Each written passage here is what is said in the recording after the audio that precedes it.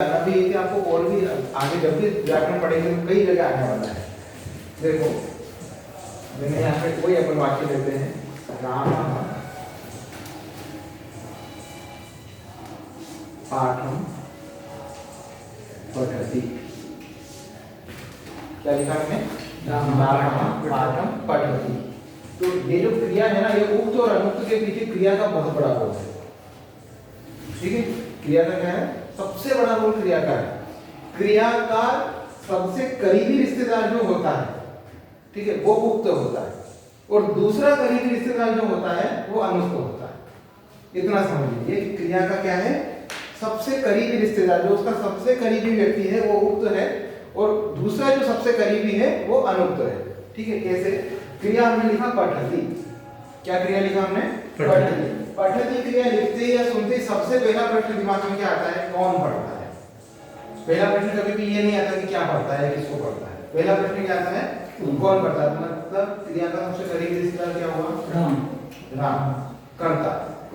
ठीक है, मतलब कर्ता हमेशा उक्त होगा, कर्ता उक्त होगा। ठीक है, और दूसरा जो प्रश्न हमारा ये आया कि राम पठति, इसके बाद दूसरा जो प्रश्न है कि बोले राम पढ़ता है तो क्या पढ़ता है, किसको पढ़ता है? बोले ग्रंथ को पढ़ता है, पाठ को पढ़ता है, मंत्र को पढ़ता है। दूसरा सबसे करीबी रिश्तेदार कौन हुआ? पाठ। पाठ वो हो गया कर्ता। ठीक है, तो यही भेद है। पाठ हो गया, अनुक्त हो गया, उक्त। तो क्रिया के द्वारा जो प्रथम निर्दिष्ट होगा, ठीक है, क्रिया की सबसे पहली जरूरत जो होगी वो कर्ता होगा, वह उक्त होगा। ठीक है, क्रिया की पहली जरूरत क्या कहलाएगी? उक्त कहलाएगी। और क्रिया की दूसरी जरूरत जो है वो क्या कहलाएगी? अनुक्त कहलाएगी। ठीक है, अब इसमें उक्त और अनुक्त तरीके से देखा जाए तो कर्ता हम किसे कहते हैं? कर्ता की परिभाषा हमने क्या निकाली थी? कर्ता कारण, ठीक है, प्रातिपदिका, लिंग, परिमाण, वचन, जिसमें सब कुछ है पाठ में। ये प्रातिपदिक भी है, लिंग भी है। ठीक है, कभी इनमें से जो जो अपने को चाहिए, जैसे राम में जो सारी चीजें हैं वो सब इसके अंदर भी है। ठीक है, तो ये भी एक प्रकार का कर्ता ही है। जैसे ये कर्ता है ना, जैसे ये भी करता है, लेकिन ये उक्त करता है और ये अनुक्त करता है। ये अनुक्त है इसीलिए इसको कर्म कह दिया। तो पहला कारक का नियम, द्वितीय विभक्ति का कर्म कारक का पहला नियम तो क्या हो गया कि जो कर्ता के द्वारा सबसे इच्छित होता है उसमें कर्म कारक होता है, और दूसरा हो गया कि जो अनअभिहित का जो होता है उसमें भी कर्म होता है। ठीक है, तो ये भी एक प्रकार का कर्ता ही है। किस प्रकार से हम ये कर्ता, इसको समझिए। कर्ता मतलब हमारा क्या है? पठति जो क्रिया है, इस पठति क्रिया की आवश्यकता किसे है? इसको भी है और इसको भी है। ठीक है, क्योंकि राम अगर पठति लिखा, अगर राम नहीं होगा तो केवल पाठम पठति से वाक्य पूरा नहीं होता है, और केवल रामः पठति से भी वाक्य पूरा नहीं होता है। क्रिया की सिद्धि नहीं हो रही है। हमने सिर्फ बोला कि रामः पठति, राम पढ़ता नहीं, क्या पढ़ता है, जब तक ये प्रश्न बना रहेगा तब तक वाक्य सिद्ध नहीं होता। ठीक है, किसी भी वाक्य की सिद्धि पूर्णता कब होती है? जब उसका पूरा समाधान हो जाए, है कि नहीं? अगर वो वाक्य बीच में ही छूट गया तो उसका कोई पूर्ण समाधान वो कहलाएगा। इसलिए कर्ता, कर्म, क्रिया, ये तीन चीजें जो है किसी भी वाक्य की सबसे महत्वपूर्ण है। सब्जेक्ट, ऑब्जेक्ट और वर्ब। इन तीन के अलावा वाक्य कभी पूरा होता ही नहीं। विशेषण है नहीं है वो बात का विषय है, बाकी सारे साधन आदि है या नहीं है बात का विषय है। ठीक है, संप्रदान आदि है या नहीं है ये सब बात का विषय है, लेकिन जो बेसिक नीड है वो ये तीन चीजें हैं। ठीक है, तो इसी प्रकार जो अनुक्त कर्ता होता है, जिसको क्रिया सेकेंडरी लेवल पे काउंट करती है, उसके लिए जो है क्या हो गया? ये कर्म हो गया। इसको आप ऐसे समझ लीजिए, प्राचीन समय में क्या होता था? स्वयंवर हुआ करता था। क्या होता था? स्वयंवर होता था। तो स्वयंवर में कभी भी जो राजकुमारी होती थी वो एक राजा का वर्ण करती थी, है ना? इतने सारे राजा लाइन खड़े होते थे जिसमें राजकुमारी किसी एक का वर्ण होता, तो एक क्रिया जो है राजकुमारी। ठीक है, इसने क्या किया? एक राजा का वर्ण किया। अब कंडीशन क्या है? उनकी शादी होने वाली थी, उससे पहले युद्ध छिड़ गया। क्या हुआ? युद्ध छिड़ गया। अब युद्ध में वो राजा परास्त हो गया, मरा नहीं है, परास्त हो गया। अब लेकिन परास्त राजा से वो शादी नहीं कर सकती, मानहानि हो गई ना। ठीक है, तो अगर मान लो राजा ने अपनी बेटी की शादी उस परास्त राजा से कर दी, तो भी आजीवन जिसने जीता है वो उसके गुलाम रहना पड़ेगा। ठीक है, तो मतलब कि वो क्या था? उक्त तो था, पहला जो राजा था वो उक्त था, लेकिन अब दूसरा जो वर्ण करेगी वो क्या हो जाएगा? वो सेकंडरी हो गया, सेकंडरी चॉइस। इसी प्रकार क्रिया की फर्स्ट चॉइस जो है वो करता है और सेकंडरी चॉइस जो है वो कर्म है। अभी समझ में आया? हाँ, अभी नहीं बोलेंगे ना? ठीक। तो ये अनभिहित की व्याख्या हो गई। अनभिहित मतलब उक्त और अनुक्त। ठीक है, जो क्रिया के द्वारा जिसको डायरेक्ट संकेतित किया जाता है वो उक्त, और उस उक्त के बाद सेकंड नंबर पे जिसको संकेतित किया जाता है वो अनुक्त। तो ऐसे अनुक्त जो होता है अनभिहित मतलब जो अनुक्त है उसमें ऐसे कर्म में क्या होती है, द्वितीया होती है। ऐसा जो अनुक्त होता है वो कर्म है और उस कर्म में क्या होती है, द्वितीया विभक्ति होती है। अभी तक हमें ये नहीं पता था कि द्वितीय विभक्ति कहाँ होती है, अभी तक हमें सिर्फ ये पता था कि कर्म कारक कहाँ होता है। कर्मणि द्वितीया सूत्र आया, उसने बताया कि नहीं, कर्म जहाँ होता है वहाँ पे द्वितीया होती है। ठीक है,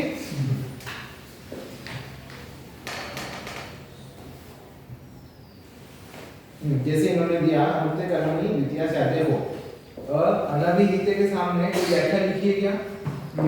इत्यधिकृत्य ऐसा लिखा है, मतलब इत्यधिकृत्य मतलब इसको लेकर के। अधिका मतलब अभी उपसर्ग है, अधिकृत्य पूरा एक शब्द है। जैसे मैं सुधाखंड को अधिकृत करके लिखता हूँ, मैं सुधाखंड को लेकर के लिखता हूँ। हम पुस्तकम अधिकृत्य पाठयामि, मैं पुस्तक को आधार बना के पुस्तक को लेकर के पढ़ाता हूँ। हम दूरवाणी अधिकृत्य वदामि, मैं दूरवाणी को अधिकार मतलब आधार बना के इसका अधिकृत करके क्या करता हूँ, मैं बोलता हूँ। पूरा वाक्य ये हुआ इत्यधिकृत्य अनुक्ते कर्मे द्वितीया। हाँ, ये पूर्ण एक्सप्लेनेशन क्या है? इत्यधिकृत्य अनुक्ते कर्मे द्वितीया। इस प्रकार इसको अधिकार में लेकर के, इसको आधार बना के, किसको, अनभिहित को आधार बना के अनुक्त कर्म में क्या होती है, द्वितीया विभक्ति होती है। उक्त अनुक्त समझ में आया ना आपको? बस इसके ये कोई जरूरी नहीं कि एग्जाम में आएगा, लेकिन अगर कर्म कारक उन्होंने पूछा तो आपको थोड़ा सा संकेत देना पड़ेगा कि किस प्रकार का कर्म होता है। ठीक है, अब उन्होंने एग्जांपल क्या दिया, हरिम भजति, किसको भजता है, हरि को भजता है। अब यहाँ पे उन्होंने कर्ता का उल्लेख नहीं किया, भक्त हरि भजति ऐसा वो बोल सकते थे, लेकिन वो आपको उक्त और अनुक्त समझाना चाहते हैं भट्टोजी दीक्षित, इसीलिए उन्होंने वहां पे लिखा केवलम हरिम भजति। ठीक है, उनका अनुक्त समझाने का तात्पर्य यही है कि भक्त भजति, जैसे ये वाक्य भी अपने आप में पूरा पूरा सा लगता है, उसी प्रकार हरि भजति ये भी वाक्य जो है अपने आप में पूरा पूरा है, क्योंकि भले वो अनुक्त है तो करता, लेकिन उसको हमने कर्म में गिन लिया है कि अनुक्त है, सेकंड भी होता है। अभी इसमें उक्त और अनुक्त क्या हो? इसमें उक्त दिए नहीं, केवल अनुक्त ही दिया। तो जब अनुक्त पढ़ रहे हैं ना, इसलिए उन्होंने केवल अनुक्त दिया, हरि पण कोणी पण म्हणजे हरीची सेवा करतो किंवा म्हणजे तो कोणी पण रसव सा राम श्याम काय करू शकतो, करता कोणी करू शकतो, अनुक्त हो, हरि अनुक्त हो, म्हणजे करता तो कर्म करू शकतो। नारायण हरि भजति ये हो गया पूरा। हाँ, नारायण हरिम भजति, नारायण करता हो गया, हाँ, हरि जो है हरि कर्म कर्म हो गया और भजति क्रिया। अभी हरि अनुक्त हाँ, अनुक्त है इसलिए कर्म है। कर्म। ठीक है, आगे अभी तो ये अगर हम डीप में नहीं जाते। काले भी तेज के तो मतलब बाहर का असेल तर मला तुझ्या सोबत नसते सॉरी तुझे समजून सांगतो मी बाकी ठीक है, पुढे भरपूर विषय आहे पण सध्या राहू द्या याला। अगं ते तरी अगं ते साधा अपरिचित आगे है ना, इसमें नहीं है। ते आहे चालू ते हाँ, तथा युक्तम च अनिप्सितम, अनिप्सितम।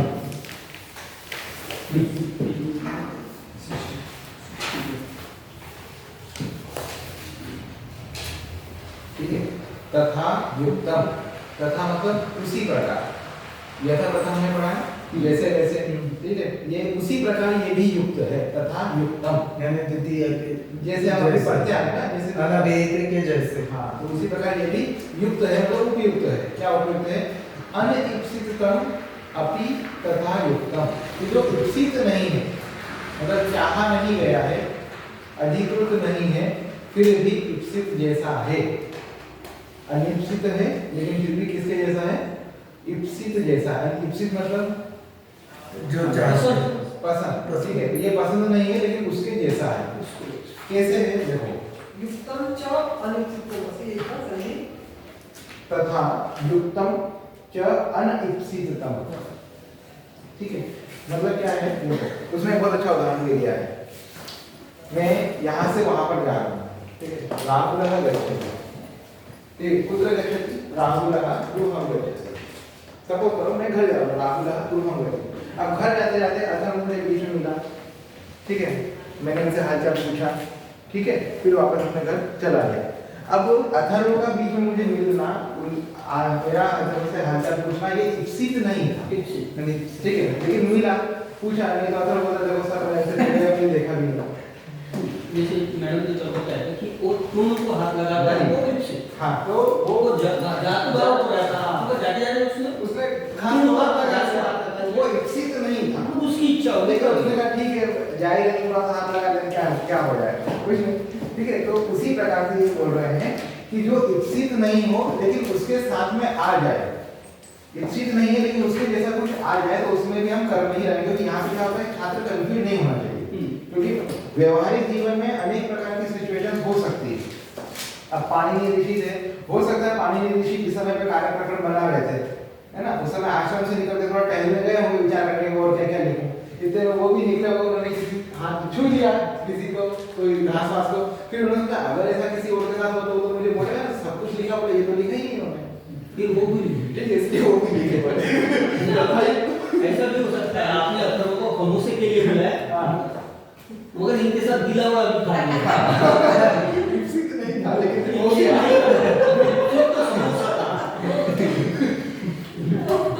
समझा ना था, तथा एकदम से अनिप्सित। तो इस प्रकार जो इप्सित नहीं हो लेकिन मार्ग में आ जाए, ठीक है, तो उसमें भी हम कर्म के साथ कर्म ही लगाते हैं, उसमें कोई नया सोचने की आवश्यकता नहीं कि इसमें क्या लगा है, कर्म में आना है, इसमें भी कर्म हो गया, सहकर्म, बस सहकर्म हो गया वो। ठीक है, अब आगे देखो कैसे उन्होंने बताया, ग्रामम गच्छन् तृणं स्पृशति। गांव गच्छन् मतलब जाते हुए, किसी भी क्रिया को देखो, ये शत्रु प्रत्यय वाला है, इस प्रत्यय का क्या नाम है, शत्रु, ठीक है, वो शत्रु वाला शत्रु। अब क्या है कि कोई भी क्रिया है जैसे पठति, लिखति, गच्छति, आगच्छति, जिसपे भी लास्ट में ती लगता है, और कुछ क्रिया ऐसी होती है जिसमें लास्ट में ए लगता है, जैसे सेवते, वंदते, भजते, रमते, ठीक है, वो क्रिया का आपको उतना जानने की आवश्यकता ही नहीं है, केवल अपने जो ती वाली है उतने ही पर्याप्त है, उसमें अपना पेपर हो जाएगा। तो जितनी भी इसके लास्ट में ती लगता है, पठति, लिखति, गच्छति, आगच्छति, उन सभी में अगर कंटिन्यूअस टेंस हमें दिखाना हो, अपन बोलते हैं ना रामः पठति, मतलब राम पढ़ता है, पढ़ रहा है, ऐसा मीनिंग है क्या उसका, नहीं, पढ़ रहा है, ठीक है, तो ये कंटिन्यूअस टेंस में नहीं आता। तो अगर इसको कंटिन्यूअस बनाना है तो क्या करेंगे, जैसे ये पठ है, इसके ती को हटा करके पुल्लिंग में न लगा देंगे, पुल्लिंग में क्या करेंगे, न लगा देंगे। इसी प्रकार का स्त्रीलिंग है तो ये ती जो है ना इसके आगे न जोड़ देंगे, लेकिन ती को बड़ा कर देंगे, पठन्ति,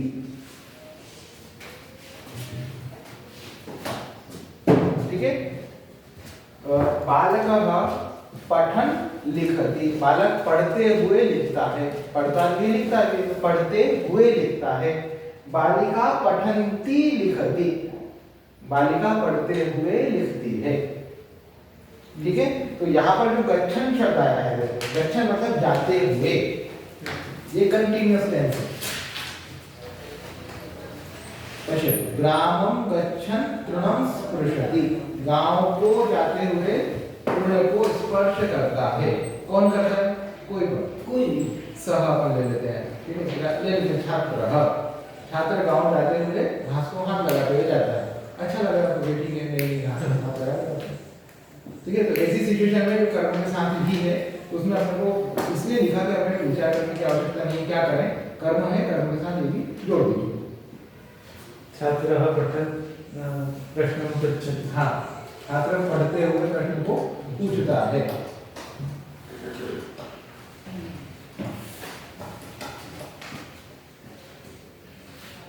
देखो, ओदनम भुंजानो पंथानं पृच्छति, यहाँ पर भी जो ये भुंजानो जो है ये भी क्या है, पकाते हुए है, ठीक है, ये चावल पकाते हुए पथित पंथानं पृच्छति, रस, हाँ, तो कोई व्यक्ति है वो चावल पका रहा है, तो कोई दूसरा व्यक्ति वो पका रहा है ना, उसी को वो रास्ता पूछ भी रहा है।